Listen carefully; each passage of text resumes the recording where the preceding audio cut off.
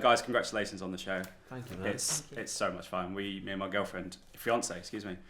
I keep saying that. I keep saying it and keep forgetting. Yeah. Watched like 3 or 4 last night, and it's just brilliant.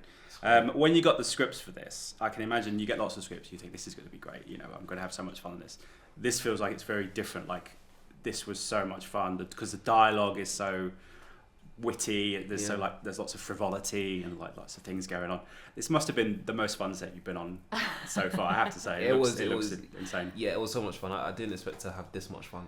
Like it was like you said, just reading the script and just turning the pages and finding out that people turn into animals and stuff. That was like the deal breaker for me. I was just like, yeah, I really want to do this. It's so exciting. Just want to find out who turns into another animal and what animal they're gonna be. But also just everyone's just so much fun, just so much joy, and like the showrunners there all the time, and they'll just throw different lines at us. And James, the director as well, just allowed us to improv as well. So it was so cool, man. Yeah, it was great. I mean, yeah, the humans turning into animals, when you read that in the script, you're like, okay, this is the vibe, let's go with it. I mean, I've not seen that before in a Tudor period, but, you know, I'm up for it.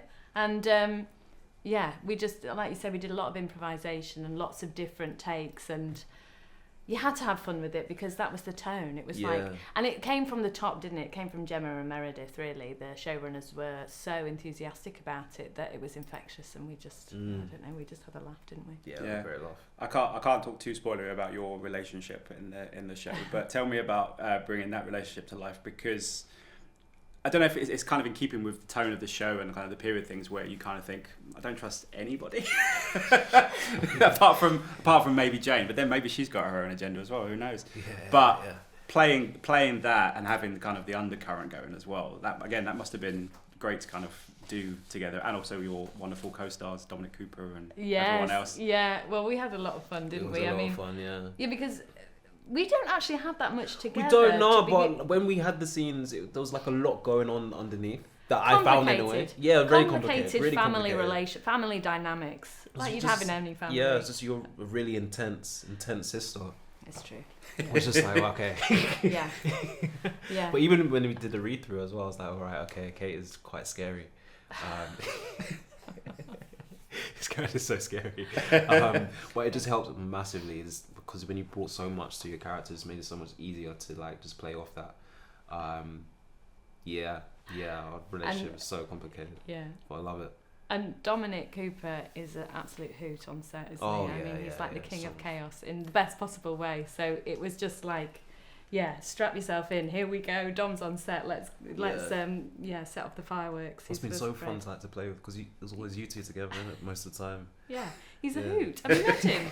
No. Oh my gosh, he's great. Yeah, he's great. Yeah. I have just been in a room with Rob, and I have to say, you could be on probably the worst film in the world, and if Rob's on the set, you probably still have a bit of fun. Well, that was what was great. The anecdotes from Anna and Rob, like, it's just brilliant. Oh, great. You know, because there's so much time you're waiting around on set. You just talk to them and they would just deliver absolute gold. It was great. Yeah. Also, because Rob is really funny, and that's the issue when you film opposite him. You just want to laugh quite a lot of the time. I got him singing next door just now. We got him singing next door? I got him singing, yeah. Of course you did.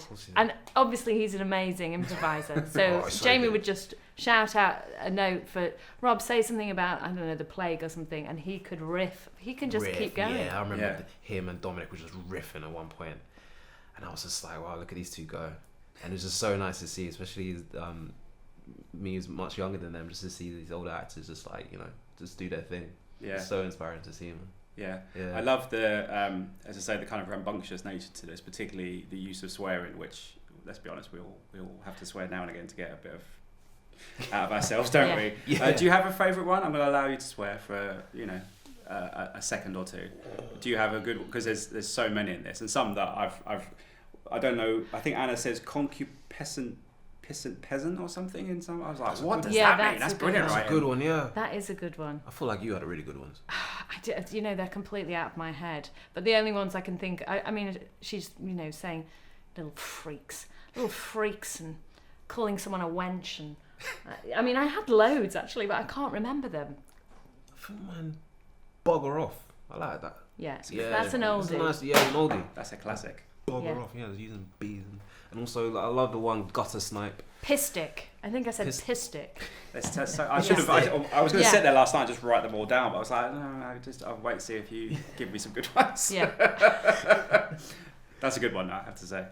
I was asked the guys next door as well. There's a great Oliver Chris doing the narration of this. It's absolutely brilliant. So I'm going to ask all of you, because I'm interviewing all of you today, if you could pick someone to narrate your own life, who would it be? Morgan Freeman. Oh my gosh, such a good shout. That voice, yeah, man. Such you can a talk good shout. all day. I won't have to say a word. Just chat in my ear and just narrate my life. You can't beat that. Can't. David Attenborough. I mean, that's a really good one. Yeah, but then it sort of becomes like a weird kind of nature documentary about my life. Well, that's the thing. Yeah. If it was like, he does like ones about predators, that would kind of fit in your character's scheming. Yeah, absolutely. We'll go with that. David Attenborough, Morgan Freeman. They must be the most in-demand voiceovers you can get, really. 100%, yeah. I know the showrunners have talked about their love of fantasy, and they've kind of given out a list of these things. Did they give you like a watch list before you went into this? The ones that you had to tick off before you kind of got you in the headspace of My Lady Jane? The ones, the two I remember were Princess Bride and Robin Hood, Prince of Thieves. And Robin Hood, Prince of Thieves, for me, I mean, I loved that growing up. That was like my favourite. So that was the thing I was kind of looking at in terms of the tone and for the villain sort of aspect of it. I was going to say, I can now replaying it in my head, a little bit of Alan Rickman in your... I love that. In your character. A little bit. I'll take just a subtly, tiny, just a smidge. There, Just a, yeah, I love Robin Hood, Prince of Thieves. So that was the kind of thing. Yeah, for me, I don't think I didn't watch anything. No, I just went to the books, and it was nice because it's loosely inspired by the books, and so just getting a lot of information and for King Edwin, just in terms of relationship with Lady Jane Grey and Mary, just to cherry pick from that and just to build King Edward, that helps a lot.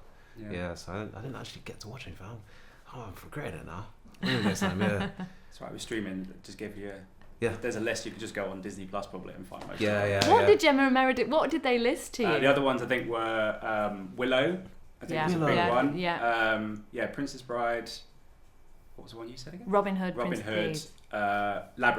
Labyrinth, of course. Yeah, classic. Have you never seen Labyrinth? No.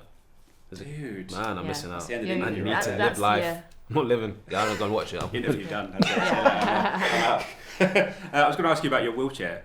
Did you manage to sneak anything in that wheelchair? Did you have a little space for like drinks or your phone or? Snacks. It's quite a grand. You should have been there on set with me. Why didn't I do that?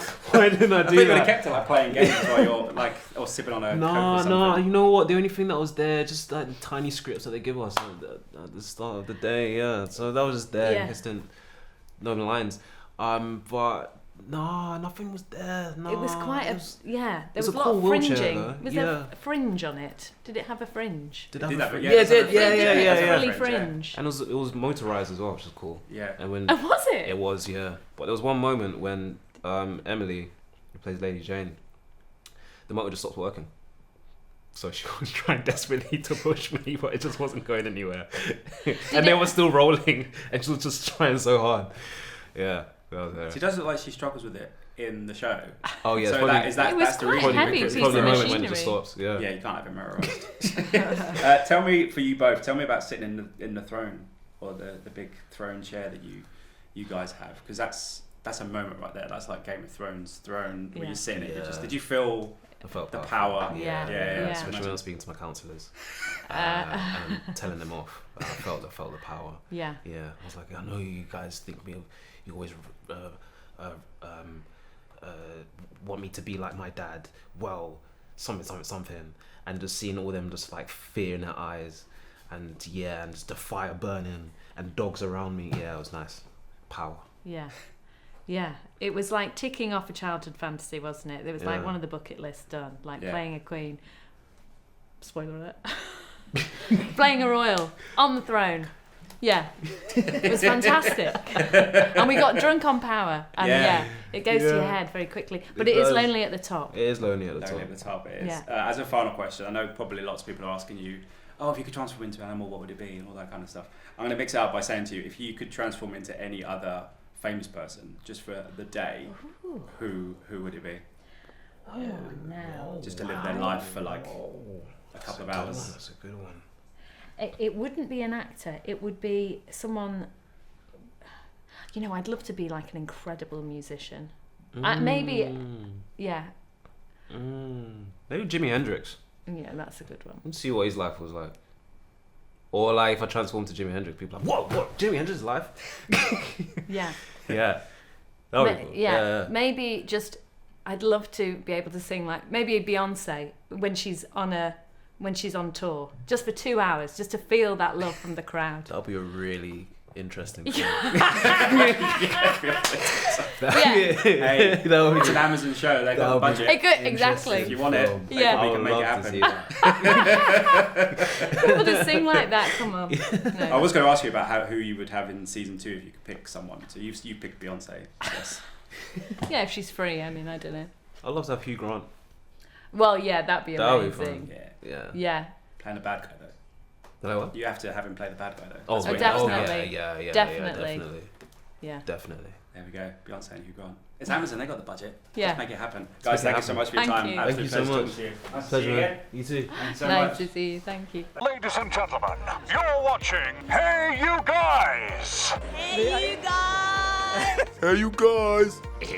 Hey, that's what they all say. Hey you guys. Hey, you guys!